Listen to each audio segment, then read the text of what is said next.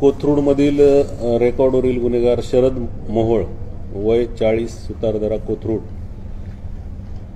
हे त्यांचे साथीदाराबरोबर दुपारी 1:30 वाजण्याच्या सुमारास स्वतःच्या घराकडे जात असताना त्यांच्या सोबतच असलेला साथीदार आरोपी मुन्ना उर्फ साहिल पोळेकर राहणार सुतारदरा आणि इतर 2 यांनी रस्त्यामध्ये गोळीबार केला आणि गोळीबार केल्यानंतर त्या ठिकाणावरून ते 3 आरोपी पळून गेले होते। त्यानंतर पोलिसांनी घटनास्थळाला भेट दिली। भेट दिल्यानंतर त्या ठिकाणी जी चौकशी केली त्याच्यामध्ये जे इतर प्रत्यक्षदर्शी साक्षीदार होते त्यांनी हा जो मुख्य आरोपी होता पोळेकर त्याचं नाव सांगितलं की तो सोबत असताना त्यानेच मोहोळवर गोळीबार केलेला आहे। त्यामुळे गुन्हे शाखेने तपासासाठी पथकं तयार केली। त्याच्यामध्ये हा जो पोळेकर आहे त्याच्या घराचा मूळ गावाचा पत्ता घेऊन त्याचा शोध घेतला,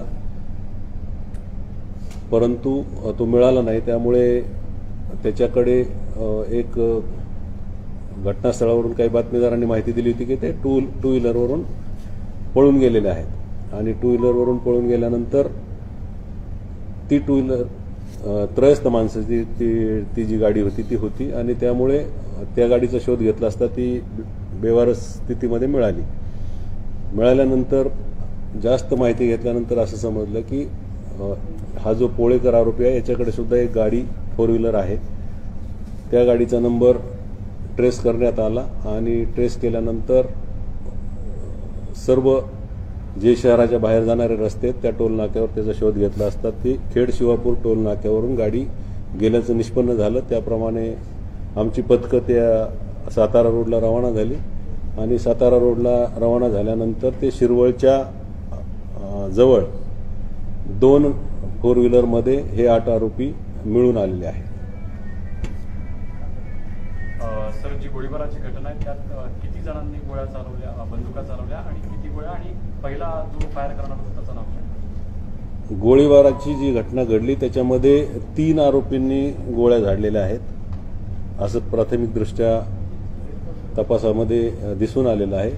आणखी त्याच्यामध्ये तपास चालू आहे, आणखी काही माहिती मिळाली तर ते आपल्याला समजेलच, परंतु प्रथमदर्शनी 3 आरोपींनी गोळ्या झाडल्याचं निष्पन्न झालेलं आहे। सगळ्यामागचं नेमकं कारण काय होतं, काही याचा तपास लागू शकला की कुठल्या कारणामुळे खरं हल्ला करण्यात आला?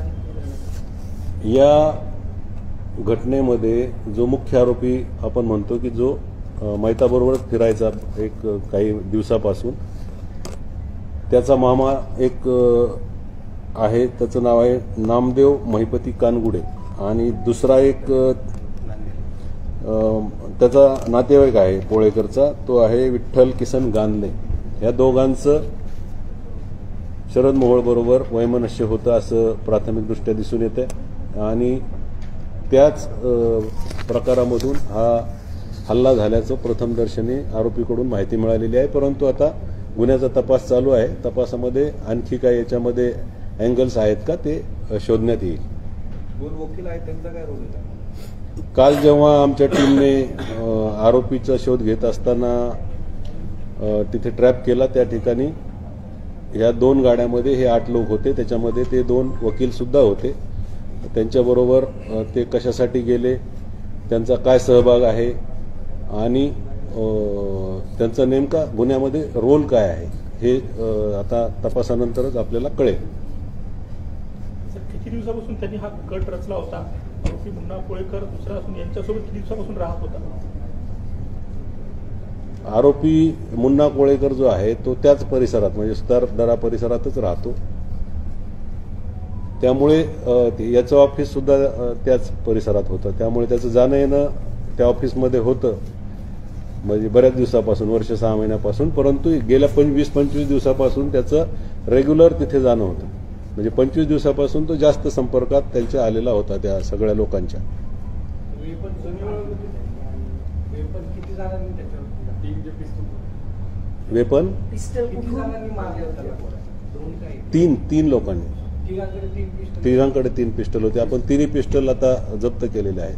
प्रोक्युअर केले पिस्टल कधी केलेत आणि कधी ठरलेलं होतं यांचं हे मारायचं ते? आरोपींनी पिस्टल, जो मुख्य आरोपी आहे मुन्ना पोळेकर, त्याने ते प्रोक्युअर केल्याचं म्हणजे त्यांनी सांगितलेलं आहे. आता पुढची लिंक जी आहे ती तपासात निष्पन्न होईल. कधी आणले होते म्हणजे महिन्यापूर्वी, 1.5 महिन्यापूर्वी? हे त्याने 3-4 महिन्यापूर्वी आणले सांगतोय तो. आणि याच कामासाठी आणले होते? बरोबर आहे. जुना वाद काय होता किंवा काल ते एकत्र भेटले असं काही झालं? मी सांगितलं ना की हा जो मुख्य आरोपी आहे मुन्ना पोळेकर, त्याचा जो मामा आहे नामदेव कानगुडे आणि दुसरा एक नातेवाईकच आहे मारुती विठ्ठल गानले, तर त्यांच्याशी शरद मोहोळचा वाद होता. हे टोळी युद्धाचा आणि याच्यापूर्वी त्यांच्यात म्हणजे काही मला वाटतं भांडण झाल्याचे पण रेकॉर्ड आहे पोलीस स्टेशनला. टोळी युद्धाचा हा प्रकार आहे, टोळी युद्धाचा प्रकार आहे असं म्हणता येईल का? म्हणजे जो मामा आहे त्याची वेगळी टोळी, मूळची तर टोळी होती. कानगुडे टोळी वेगळी होती का?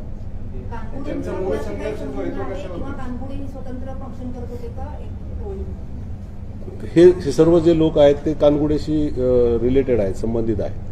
कानगुडेची स्वतःची टोळी होती असं का? कानगुडे नाही, आता रेकॉर्ड जर बघितलं तर त्या कानगुडेवर पण फक्त 2 गुन्हे आहेत आणि हा जो पोळेकर आहे त्याच्यावर 1 गुन्हा आहे.